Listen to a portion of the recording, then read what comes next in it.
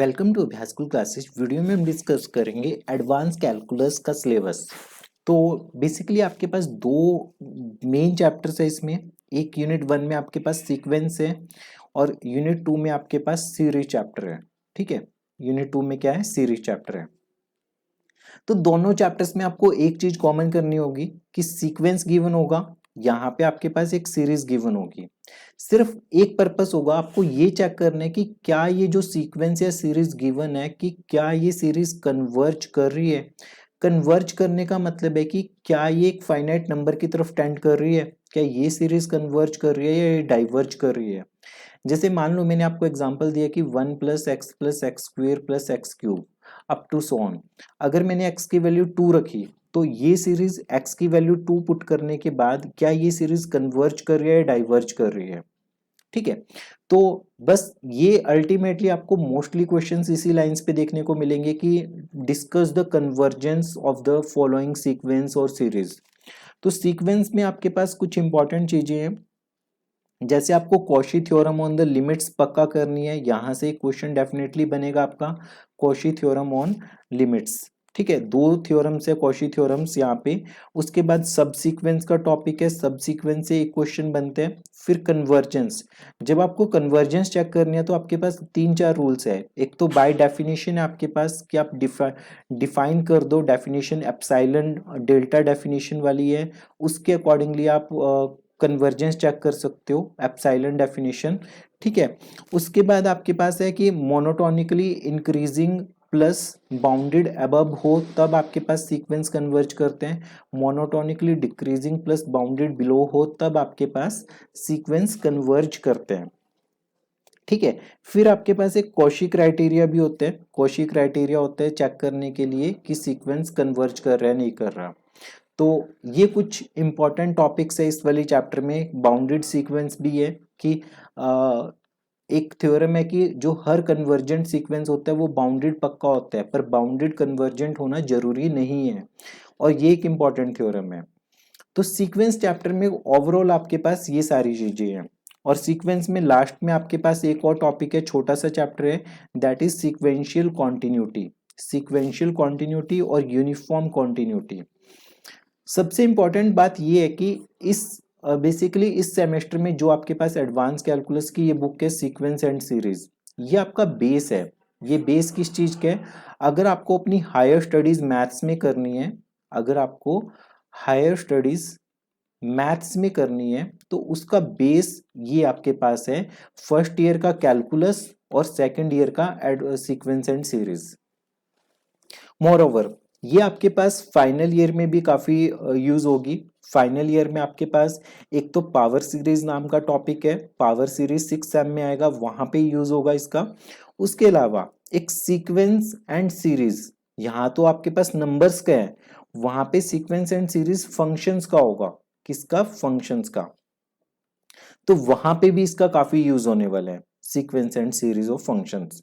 More over अगर आप MSc entrance का एग्जाम ले लो, अगर आप एमएससी आईआईटी से करना चाह रहे हो, आईआईटी जैम का एग्जाम ले लो, या फिर नेट का एग्जाम ले लो, या फिर अगर आप यूपीएससी में मैथमेटिक्स ऑप्शनल लेते हो, तो इन सारी जगह पे आपके पास इस बुक का बहुत ज्यादा यूज होगा। कम से कम आपको हर जगह इस बुक से 5 से 6 क्वेश्चन देखने को मिलेंगे, डायरेक्ट इनडायरेक्ट वे से, एमसीक्यूज ले लो या सब्जेक्टिव ले लो। इस बुक की इंपॉर्टेंस इतनी ज्यादा है कि इस बुक के बेसिस पे आपका आगे आने वाला फाइनल ईयर भी डिपेंड करेगा, और आपके कॉम्पिटिटिव एग्जाम्स भी इसी के ऊपर डिपेंड करेंगे। सीरीज चैप्टर में भी आपके पास कुछ नहीं है, कुछ टेस्ट है। सबसे पहले पी टेस्ट होगा आपके पास, पी टेस्ट के बाद कंपैरिजन टेस्ट है। ठीक है, एक सीक्वेंस में पढ़ने पड़ेंगे आपको ये सारे टेस्ट। ये मत करना कि पहले रैंडमली कोई भी टेस्ट उठा के पढ़ लिया। कंपैरिजन के बाद आपके पास इंटीग्रल टेस्ट है, इंटीग्रल के बाद रूट टेस्ट है, रूट के बाद आपके पास रेशो टेस्ट होगा, रेशो के बाद आपके पास क्यूमर टेस्ट होगा। ठीक है, क्यूमर के बाद आपके पास होगा टीम रैबिज टेस्ट होगा। ठीक है, रैबिज के बाद आपके पास डी मॉर्गन टेस्ट होगा, डी मॉर्गन के बाद गॉस टेस्ट होगा। गॉस टेस्ट एक ऐसा टेस्ट है, अगर ये सारे टेस्ट फेल हो जाए तब गॉस टेस्ट हमेशा काम करेगा आपके पास। ठीक है, गॉस के बाद आपके पास लॉगरिथमिक टेस्ट है, और एक ऑल्टरनेटिंग सीरीज के लिए लेबनिट्ज टेस्ट है। कौन सा? लेबनिट्ज टेस्ट है ऑल्टरनेटिंग सीरीज के लिए। फाइनली आपके पास एक टॉपिक है absolute convergence and conditional convergence और rearrangement of absolute convergent series, कि अगर आपके पास कोई सीरीज दी हुई है, अगर आप उसमें से कुछ फाइनाइट टर्म्स हटा देते हो तब सीरीज की कन्वर्जेंस या डाइवर्जेंस पे कोई भी फर्क नहीं पड़ेगा, या फिर अगर आप उसमें कुछ टर्म्स ऐड ऑन कर देते हो तब भी सीरीज की कन्वर्जेंस या डाइवर्जेंस पे कोई फर्क नहीं पड़ेगा। तो ये आपके पास सारे के सारे टेस्ट है। बेसिकली ये होता है कि ये टेस्ट फेल हो जाता है तो ये लगा सकते हैं, ये फेल हो गया तो ये लगाएंगे, इस तरीके से चलता है।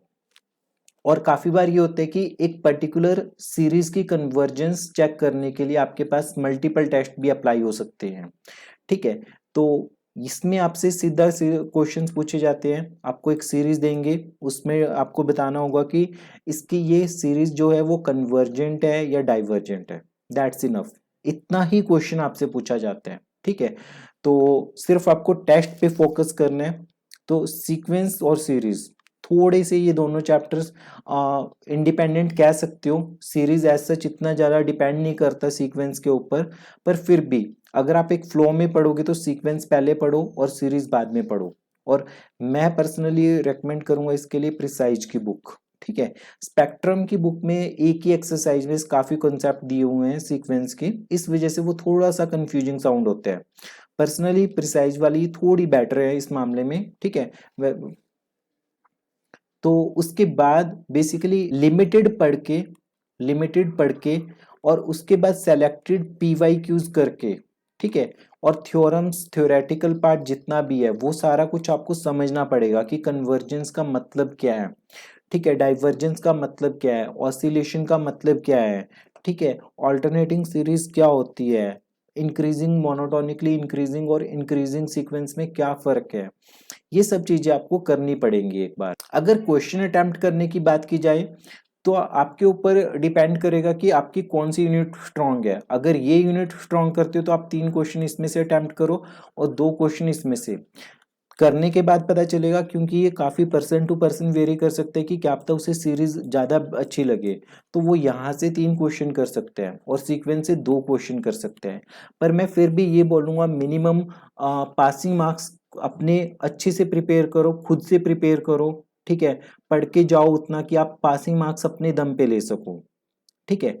अगर इन केस अगर आपको कोई डाउट आता है, आपको कोई क्वेरी है, तो आप इस नंबर पे 7009937180 इस पे कांटेक्ट कर सकते हो। मैं आप ट्राई करूंगा पूरी आपकी प्रिपरेशन में हेल्प करवाने के लिए। सो तब तक पढ़ते रहिए, प्रैक्टिस करते रहिए अभ्यास स्कूल के साथ।